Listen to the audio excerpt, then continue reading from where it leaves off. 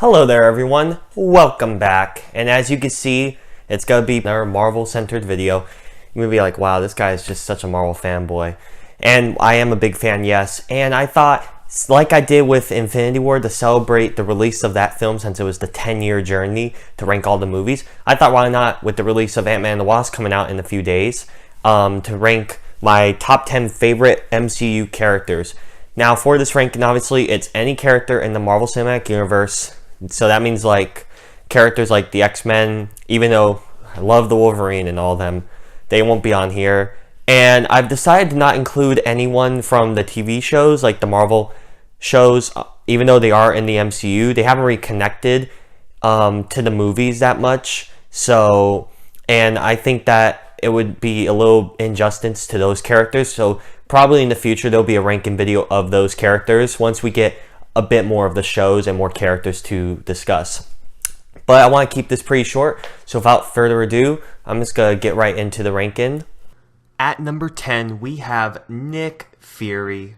So yeah, Nick Fury. He was basically, without him, it would be completely different. Like the heroes would not have gotten together to form the first team in the MCU, the Avengers. He was the one that basically shepherded the whole thing and got them all together with the shield. He's had, I mean, of course, with Samuel L. Jackson, it's always a bonus. And they have, like, recently, like, his recent entries weren't used as well. I liked his entries, like, in the first Avengers and Winter Soldier. I think those two movies were where he's done the best. Movies like in Age of Ultron or Iron Man 2 weren't that much. But he was like, the original end credit scene from the Marvel Universe. This is, like, one of the biggest end credit scenes in movie history, because it set up what would be a long line of end credit scenes to come. And it was a really good tease, and again, really good character, great actor. And from what we saw of him in Infinity War, if that is the end of him, he did a great character for millions to see for years to come. At number 9, we have the master of the mystic arts himself, Dr. Stephen Strange. So yeah, there's going to be a couple new entries actually in the Marvel Cinematic Universe on my top 10. And yeah, Doctor Strange is one of them. I think, even though he's technically been in about 3 films, I think he's been a great addition. I've loved to see this character and about everything he's been in. I thought Benedict Cumberbatch was a perfect choice for it, definitely. I like his journey, while pretty similar to other characters like Iron Man and all, and actually he is pretty similar to Iron Man, which was cool to see their banter and all in Infinity War. But yeah, to see his character progress, and the stuff like Infinity War alone made me really be like, yep, this character is one of my top 10. Like what he does throughout the film, I thought was really epic. Like some of the battle scenes that he was in, just how his plan, like that. I'm not really gonna go into too depth spoilers, because I know some people that still haven't seen Infinity War. I know it's crazy, but yeah, some people still haven't seen it, so I'm not gonna go too in depth. But yeah, basically his part throughout the movie was what confirmed, like, yes, this is a real good character. Plus, it's clear that he's really intelligent. He's learned so much since we last saw him, and it's pretty obvious. At number 8, we have Spider-Man. Of course, he had to be on this list. He's like one of my all-time favorite superheroes in general. Of course, the friendly neighborhood Spider-Man. I don't know if you can kind of see it, but yeah, right here, yeah, Spider-Man. He is definitely my favorite. He's like my favorite superhero outside the MCU. But like in the MCU, we haven't what we've seen of him, I've really liked, but it hasn't really reached the full potential yet. So he's not that high up on the list. But I think Tom Holland was a great addition. He's the only Spider-Man, in my opinion, that has done justice to both sides, Peter Parker and Spider-Man justice. Because while Tobey Maguire did good Peter, not as good Spider-Man, Andrew did a good Spider-Man, but not as good as Peter. This one nails both. I really liked what we've seen of him so far. I liked his coming-of-age kind of high school drama film with Homecoming. I've loved his part in Civil War and Infinity War. Really great. And I hope to see more of this character. It was truly a blast to see him. At number 7, surprising even myself, we have Gamora. Which, yeah, with this recent film, wow. And, of course, obviously, I'm a big Guardians fanboy. I love the Guardians. And, yes, this is the first one to make my list with Gamora. Now, before, with these past two films, like the first two Guardians, she was about, I'd say she was like my least favorite. I still liked her and all, so she didn't really have a personality. She didn't really have any, like, much interest in her as much. Guardians 2 did help because it did delve between her and her sister and all, but it didn't give me that much to care about. Wow, that changed with Infinity War. She shot right up the list because she's like the second most in the film. She has about 19 minutes behind Thanos, which has 29 minutes. And yeah, there's lots of time with her and Thanos, and I'm like, wow, like I really like this character now, and I feel so bad for both parts. It was just a really complex kind of relationship that I was really intrigued by, and through what happens in the film, if like that's the end, then wow, that was just insane. But yeah, she's really grown on me a little. I really liked Gamora. At number 6, yet another Guardians member, Starlord and Chris Pratt. Of course, everyone's favorite Chris Pratt, Starlord. Yeah, he is again. I love everything about Chris Pratt. He's such a great guy, really awesome. And yeah, he made this character his own. Like a lot of these actors, that's a great thing. Whenever they do a bunch of picking, they really make their choice their own. And yeah, he really did make this role into his own, because everything about this just screams like previous stuff that Chris Pratt has done, but it doesn't become annoying. Like what was genius is like I loved how his connection with the music and all, like which gives us, like when I was watching Kevin Feige do his video on Rotten Tomatoes about each phase of the MCU and all, they were like, we gotta make this movie like out into space and all, but we want it to have a connection with us so we can relate and all. And when James Gunn proposed the idea to do it through music and all, he was like brilliant. And yeah, it was. And also in Infinity War, a lot of people were mad at Starlord, that's the character, for this decision he made in the film. And while I'll agree it was pretty bad, I can totally understand why he made that decision. A lot of people would have made the same decision. I know I probably would have. And it was a really tough situation. And also, it wasn't completely his fault. There were other people that made tons of faults in the movie. But yeah, I really do like this character. At number 5, we have the only villain and the big bad himself to make it on this list, Thanos. Wow. So now we get to the halfway mark of the list. And obviously, Thanos, I mean, how they were able to do this after 10 years, building this character up, and for them to do such a complex, such a sympathetic, such a psycho maniac with this guy is just remarkable. And most of it is because of Josh Brolin and his motion capture performance. Wow, this was really good. Like, I mean, you know why he's doing what he's doing. He isn't just some villain to be a villain. He has his motivations, he has his reasonings, and they're pretty intriguing to watch. And it was really just crazy to see how far, like, not just this alien thing, but like just how far people would go to do what they truly believe in their mind is right, no matter how sick it is. It was a really interesting character study, and I hope we get to see like more of this character unfold. But yeah, I mean, like I said, he was in the film basically 30 minutes, and yeah, they used every minute to perfection. At number 4, we have the mighty Thor, son of Odin.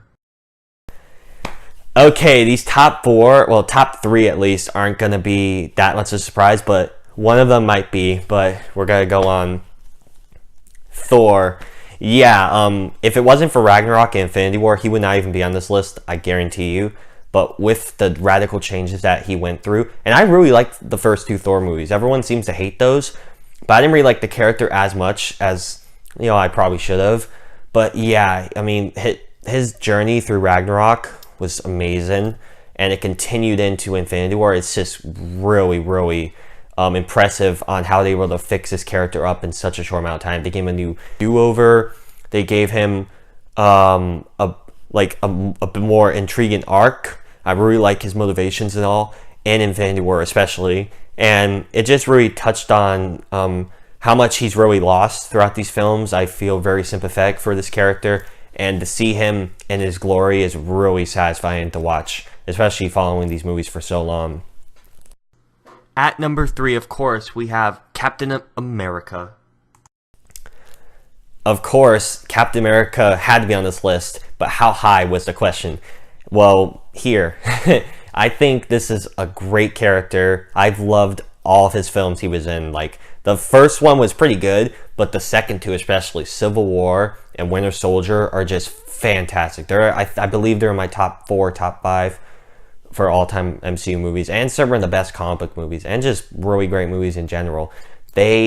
How they were able to handle this character was so good. Like, from his humble beginnings, like, he wants to do what's right. He's like the American dream and doing what's right, standing up against the bad stuff. It's just really great. And seeing how kind of ironically it resembles how today's current climate is, and he's still fighting for what's right no matter the consequence, no matter what's going on. It's just really great to see basically America taking charge. It's yeah, I'm just getting a little patriotic there, but yeah, wow, it's such a great character. And of course, Chris Evans plays it beautifully. At number 2, of course, the one that started it all, Iron Man. Okay, now we're on to my top 2, and these top 2 I really connect with in a way. Like, I think their arcs are so great, and we never really see arcs like that this much in film, especially big ones like this. So I'm just gonna get right into it. Of course, the one that started it all, Iron Man. Now, I love Iron Man, but in particular, this, like, after his trilogy and that first Avenger movie and all, after his movie series was done, and now he's been showing up in the team-up movies and all, the arc that they were setting up for him, like, there's multiple arcs they were setting up for him since Age of Ultron to Infinity War, that I find just, wow, just dramatic and just crazy. Like, the one arc that I see is obviously the mentorship. That's the most common one that people point out, the mentorship of him trying to take up the youngin with SpiderMan and trying to be a surrogate father in a way for him. But the one I really see really well is his this throughout the films, like, he's trying to do what he thinks is right, which kind of resembles Thanos in his way of doing stuff what's right. And he even mentioned that in the movie when they meet up, and how what he's doing is right is isolating him from everyone. Like, everyone's just not really liking him anymore. They're distancing themselves. And I gotta say, like, that end in the movie where that one shot where everyone just dies all around them and it's just him and Nebula and he's just louched over, I find that heartbreaking because of what they've been building up these past few films. And this idea, like, he seems to have everything, but yet at the same time he has nothing. And I find that really tragic. And I really hope this is a really emotional, sad arc that they were building for him. I really hope he gets some kind of redemption all in the 4th Avengers movie, because this was just crazy. I'm surprised they were able to go like this, especially in a movie where lots of kids would see it. I don't know if a lot of people looked into it in depth as I have just now, but man, it really almost made me tear up. It was crazy. But before I get into my number 1, I thought, why not give you guys some honorable mentions, since there's a lot of characters and I don't want to leave some out. So here are some honorable mentions. The God of Mischief, Loki. We have Groot, Drax the Destroyer, Black Panther or King T'Challa, Black Widow or Natasha Romanoff, one of the founding Avengers, Yondu Udanta, Louise, which is the only superhero to make it at all, and Ant-Man, Scott Lang. Ooh, yay. At number 1, probably everyone's surprised, the Trash Panda himself, Rocket Raccoon. And of course, number 1, Rocket Raccoon. Yeah, a lot of you are gonna be like, what the heck? But yeah, the one character that made me almost not see the first Guardians movie, because I'm like, that looks like stupid garbage, becomes my favorite character. Again, a similar arc that Iron Man was going through that I was talking about, this character has. But with this character, like, I see so much more potential for him. And I really think it's a funny character. He's obviously damaged. He's really emotionally weak. It's really sad to see. And plus the work done, like, digitally and all that, like CG and all. It was really well done. But the voice acting from Bradley Cooper, I think, is what really gives more emotion and stuff into this character. And I just really like seeing every minute of him. And it's just, I really hope to see more of these characters, and they have potential setups that they kind of tease at in Infinity War that I really would like to see. So, with all that said, that was my ranking of my favorite characters in the MCU. What did you guys think? I would love to know what you guys thought down below. So please give me a heads up. And my next review will most definitely be that Ant-Man and the Wasp. I'm so excited to see it. And I hope you all have a great time. I'll see you later. Bye.